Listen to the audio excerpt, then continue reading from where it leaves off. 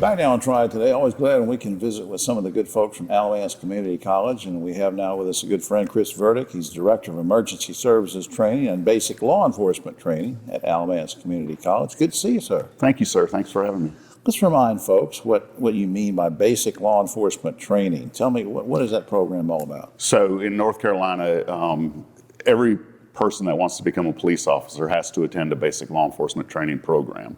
And then at the end of that, there's a comprehensive state exam, and they pass the state exam, then they can be certified as a law enforcement officer in North Carolina. Now, are they ready to roll and go into a law enforcement job once they come away from your training? Tell me how that works. Yes, so they'll be hired by an agency, and then they'll turn in their paperwork to the state to be certified, and then they'll start their career with whatever agency they choose. Let me give you a chance to brag about your program for just a second, because I've heard a lot of good things about it even before you came here on today's show.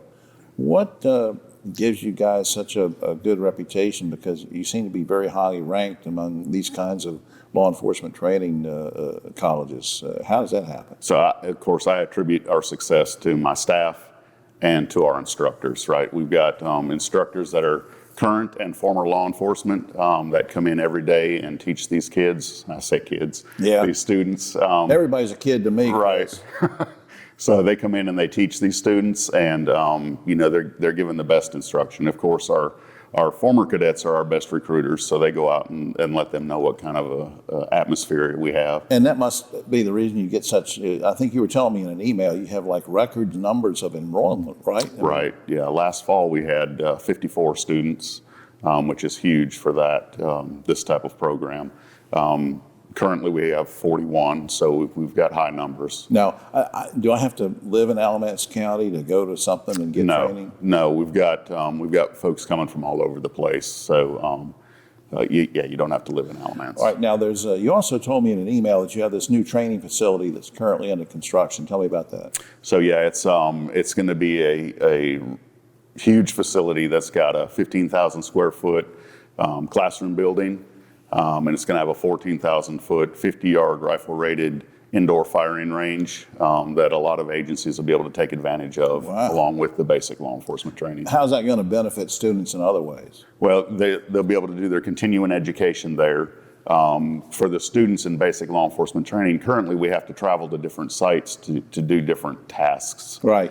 So this way we'll be able to keep everything on site. There won't be any more traveling. Everything consolidated. Right. Well, I guess I'm also curious, are you already, not trying to jump the gun, but are you already getting people emailing you or texting you and say, hey, how soon is the training facility going to be open? Can I come and train there? Are you getting that kind of thing? Yes, they're already trying to schedule time on the driving pad and the firing range and classrooms, and of course I don't have an exact date when it's going to be ready, so I can't start scheduling that stuff right yet. I'm just curious, since it's the first time I've seen you in a long time. What sort of encouraged you? Because people should know you've been in law enforcement. I have right? been. So tell a little bit about that. Yeah, I spent 30 years with the Burlington Police Department. I retired as the assistant chief in 2018. And then I started with Alamance Community College January of 2019. So it gives you real credibility, I think, with these folks coming into training, because they know you've been in the real world of doing that. Before we run out of time, I'm also curious, was there somebody who or what impacted you to want to be involved with law enforcement? Was there somebody in your family or a teacher somewhere or what? No, really my time in the military got my sense of service started. And as soon as I got out of the military, I knew this is what I wanted to do. So then it was just a matter of going through the steps like these cadets are doing now. Right. I'm so glad you did too. For more information on this, you can go to alamancecc.edu. Again, that's alamancecc.edu, where you can check out all sorts of things about the program that Chris and I were talking about, and look about other courses too. Oh, very quickly.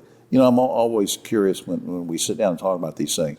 What gratification do you get from your job right now? I know you've had long, career in law enforcement. Yeah, so meeting these students when they first come into this job, and then they're continuously stopping by, talking to us about how their training helped them through different situations that they run into on the street. Well, and it's great. just huge. Yes. I bet. Thanks for what you're doing, Chris. Yes, sir. Thank you.